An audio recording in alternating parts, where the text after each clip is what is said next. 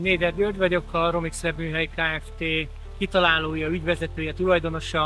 Az ügyfeleinktől szerzett tapasztalatokat, tudást szeretném átadni a leendő ügyfeleinknek, illetve azoknak a személyeknek, akik még csak az ötleteik szintjén tartanak a vállalkozásukban. Mit is tartalmaz ez az anyag?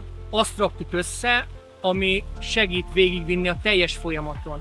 Ez azt jelenti, hogy amikor az ember ül otthon a fotelban, vagy a haverokkal a kocsmában, vagy beszélget egy ismerősével, és jön egy olyan gondolat, hogy ezt lehetne értékesíteni online.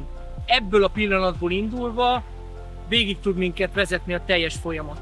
Tehát ténylegesen az van benne, hogy vállalkozást hogyan kell elindítani, milyen típusú vállalkozási formák vannak, illetve a pénzügyi része, közjegyző, illetve az ügyvédi része, utána, hogy hogyan kell megcsinálni a közösségi média felületeket magunknak, és hogyan kezdünk el brandet építeni annak érdekében, hogy amire elkészül a weboldalunk, illetve a webáruházunk, addigra felépítsük a brandet is, hogy megfelelő követőtáborral őket át tudjuk állítani vásárlóinká, és amikor ez az egész megvan, akkor pedig hirdetésekkel még ezt felfokozzuk.